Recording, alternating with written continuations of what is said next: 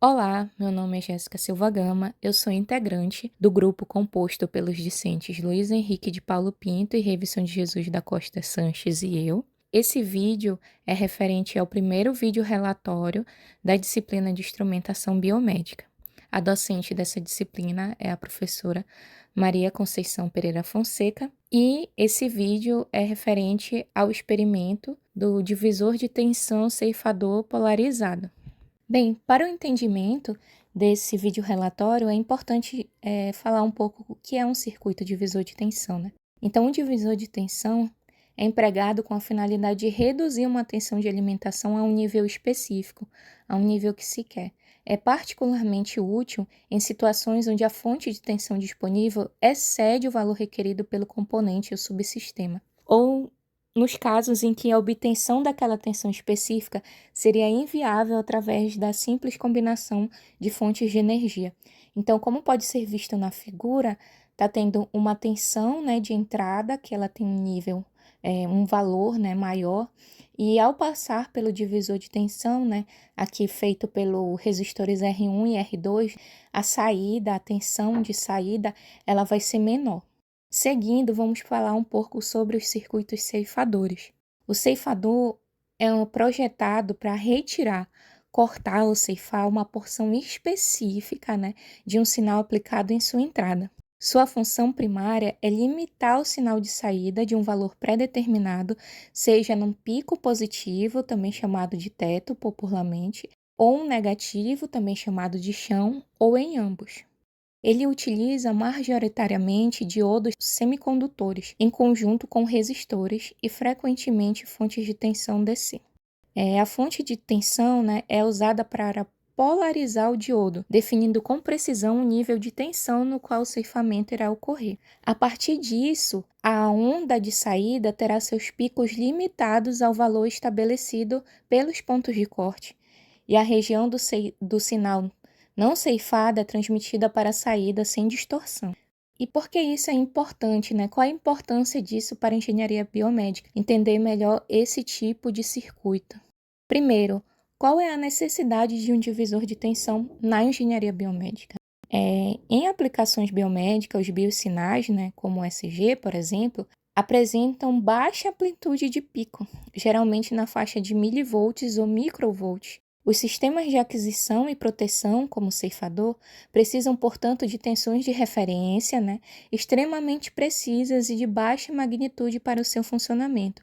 O divisor é o meio mais prático para escalonar uma fonte de alimentação padrão para gerar esses níveis de polarização exatos de forma estável. E o ceifador polarizado ele vai ter uma função de proteção, pois é essencial no condicionamento desses biosinais, como eu falei, o ERG, ECG, por exemplo, pois atua como um circuito de proteção contra picos, melhorando, né, fazendo proteção contra artefatos, problemas de estática, que poderiam danificar as entradas sensíveis do equipamento. E a combinação deles dois garante um controle dinâmico. Após a amplificação, seja limitando dentro de uma faixa dinâmica segura e precisa, definida pelo divisor, ideal para o processo de digitalização sem riscos de saturação ou falha do hardware. Nesse experimento, o objetivo geral é projetar e construir um ceifador paralelo, polarizado para fornecer um ponto de corte inferior de 0, né, VDC e superior de 5 VDC.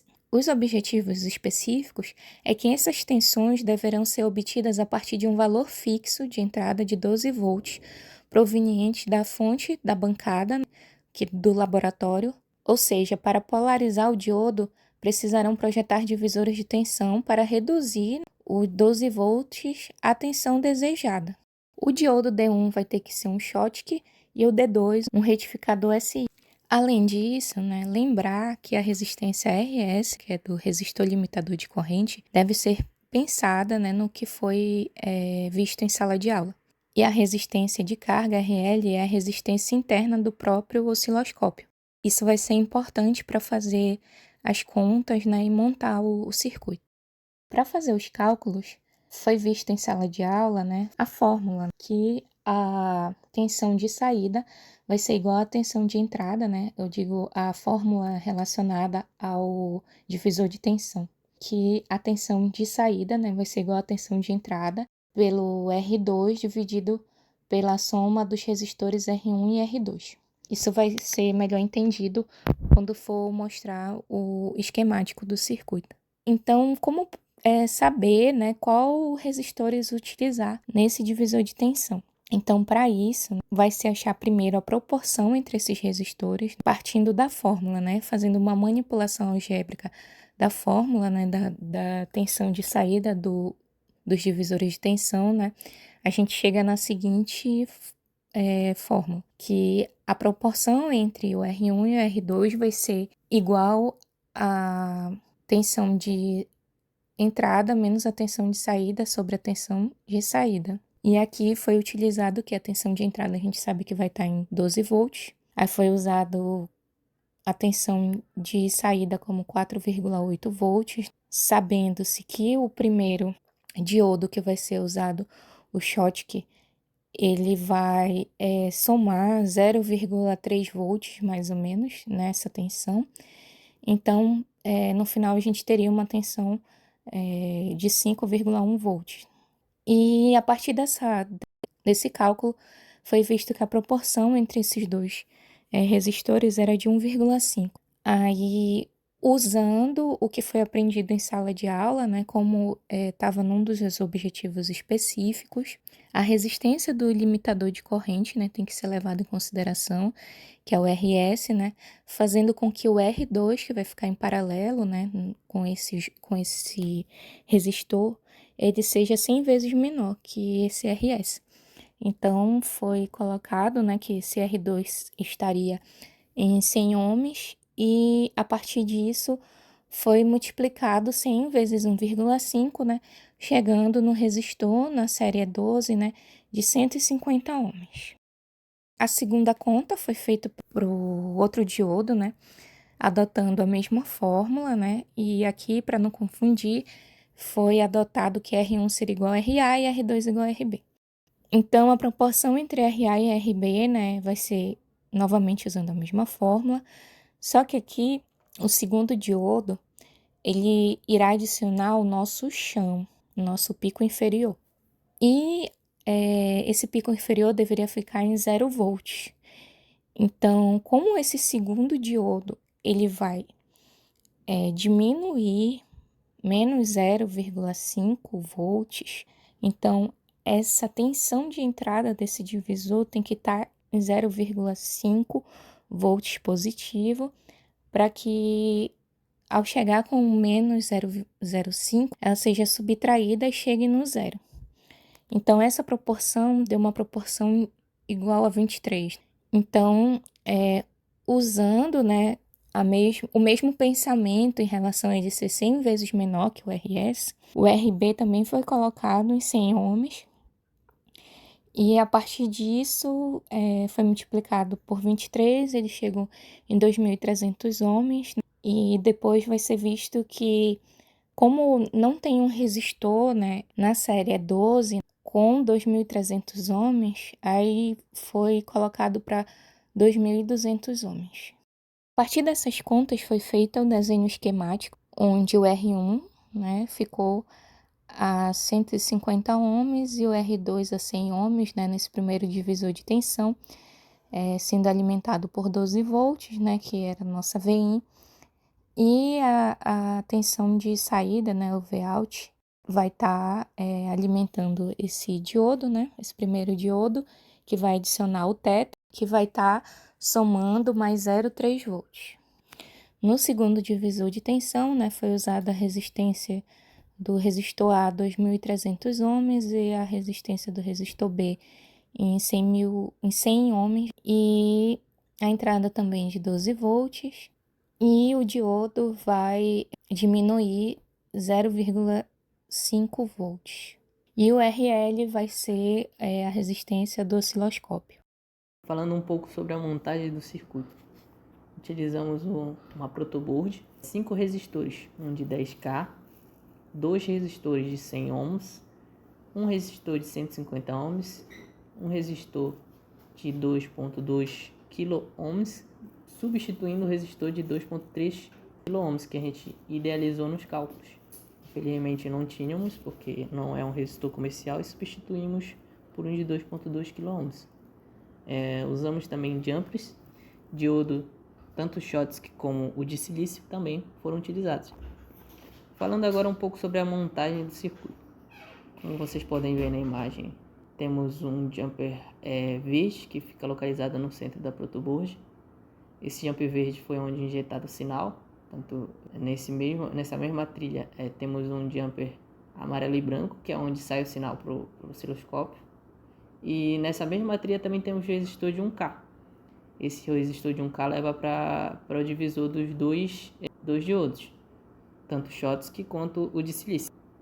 Podemos ver na imagem que o diodo horizontal é o diodo de silício, enquanto o vertical é o diodo Schottky. A gente pode ver embaixo os dois resistores, respectivamente, o azul 150 ohms e o amarelo, me referindo à cor, né, não ao código de cores, é o de 100 ohms. Esses dois resistores, eles configuram o divisor de tensão para uma saída de 4.8 volts, enquanto a configuração dos dois resistores de cima, tanto o resistor de 2.3 kΩ quanto o de 100 kΩ, estão configurados para um divisor de tensão gerando 0,52 volts, aproximadamente 520 milivolts. Essa configuração consegue aumentar e diminuir o ponto de corte do ceifador. Levando em consideração isso, podemos observar que o diodo Schottky está servindo para ceifar a parte superior do sinal e o diodo de silício está servindo para ceifar a parte inferior do sinal. Na imagem do osciloscópio podemos observar dois sinais, um amarelo sendo a entrada do sinal e o verde a saída do ceifador. Podemos observar que a entrada está a 12 volts pico a pico, enquanto a saída do circuito ceifador está com a saída a 5.87 volts. A parte inferior do sinal está a 950 milivolts, se diferenciando do projeto idealizado. Porém, quando a gente aumenta a tensão na segunda imagem, podemos observar que essa diferença cai um pouco mais. A tensão de corte da parte superior do sinal fica em 5.15 volts, enquanto a parte inferior ela decai para 240 milivolts, o que idealizamos mais próximo do ideal. Todavia, não obtemos o resultado mais próximo, isso devido à mudança que fizemos nos resistores de 2.3 para 2.2 kΩ. A partir daqui, o Henrique vai prosseguir com a apresentação. Falar um pouco sobre a simulação do nosso circuito ceifador polarizado no software Proteus. Diferente do experimento feito no laboratório, onde nós usamos os valores aproximados com os valores comerciais, aqui dos resistores, aqui no Proteus nós podemos simular utilizando os valores realmente teóricos. Por exemplo, no R2, no RA, onde foi encontrado nos cálculos feitos no laboratório, encontramos uma resistência de 2.300 ohms. Porém, pela tabela, nós utilizamos um resistor de 2.2 kΩ. Podemos verificar que o nosso circuito ficou nessa estrutura, onde utilizamos dois diodos iguais. Porém, o D1 deveria ser um Schottky, mas o Proteus não disponibiliza esse tipo de diodo dentro do acervo de componentes eletrônicos. Teremos os níveis de ceifamentos diferentes em relação ao que foi feito no experimento mesmo no laboratório. Também os resistores para ajustar a polarização dos diodos, R1, R2, RA e RB. Utilizamos as mesmas metodologias para calcular o RA E o RB. O R3 de 1 megaohms está simulando a resistência do osciloscópio. Alimentamos o nosso circuito com uma tensão de 12 volts, que foi aplicada na entrada do R1, de 150 do resistor R1, e na entrada do resistor RA, de 2,3 kΩ. Podemos ver na configuração dos diodos que, ao a tensão de entrada ultrapassar o limite positivo, vamos ter o ceifamento no topo do sinal, e em relação ao limite negativo, teremos o ceifamento cortando o fundo do sinal, que é a questão do que foi explicado em sala de aula. Podemos verificar que o sinal verde é o de entrada, é uma sinal de completa. E o sinal vermelho é a saída, onde o mesmo sinal, mas com topos e valores cortados. Esses valores de teto e chão estão relacionados aos diodos. Como a gente não está utilizando um shot, então a gente está utilizando os diodos iguais, então vamos ter uma margem de corte ali do ceifamento, que seria, fazendo o cálculo, então vai começar de 0, e o outro, que iria ser o do teto, no roteiro, de 5 volts. Na nossa simulação no Proteus, que está tendo aqui um ceifamento na parte inferior aqui da sinoide. Vamos ver que está aproximadamente abaixo de 0, vamos dizer 0,2, 0,3. E temos a onda até o topo. Dando seguimento ao nosso relatório, agora nós vamos falar sobre a tabela. A tabela avaliativa 1.1, né? Segundo o roteiro que nos foi dado, né, na execução do experimento. Então, aqui nós temos o corte inferior e um corte superior, né, que seria o chão e o teto, né, que vem sendo falado ao longo do vídeo. E o valor teórico para o corte inferior, né, que seria o nosso chão, seria o 0, né, conforme foi pedido. E o corte superior seria o 5.1, né, se levarmos em conta que estava entrando, né, uma VIN de 4.8 volts e seria acrescentado 0.3 volts, né, a partir do diodo. E a partir disso, nós tivemos o valor medido, né, como vocês puderam ver já anteriormente nesse relatório, que o nosso corte inferior ficou em 0.96 e o corte superior ficou em 5.87, segundo o experimento, né? E o erro percentual, como nós não podemos, né, fazer a conta, né, dividindo por 0, essa porcentagem aqui do 0,96, então nós deixamos em branco, né? E o erro percentual do corte superior foi de 15%. Bem, a partir dos nossos resultados, né, do que foi visto, do que foi testado, dos experimentos, né, tanto na bancada, utilizando a Protoboard, quanto utilizando o software Proteus, né, foi visto que nós tivemos alguns desafios, né, para conseguir ter esse teto especificamente no 5 volts, né, e esse chão, esse pico inferior no 0 volts, né. Então, foi pensado em algumas coisas que poderiam ser melhorados, né, tentando superar esses desafios, né, para experimentos futuros. Então, uma das coisas foi o alto consumo, né, a escolha dos resistores, né, na faixa de 100 ohms, seguindo a 100 vezes menor, né, do RS, resultou em uma baixa resistência total, né. E isso normalmente provoca um alto consumo de corrente da fonte de 12 volts, né, sobrecarregando o divisor. Além disso, também pode ter visto uma sensibilidade à carga, né.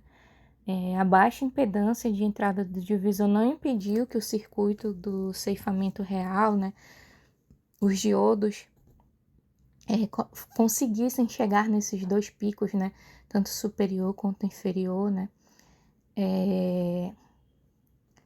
especialmente no divisor de alta razão, né, do 23 por 1 no corte inferior.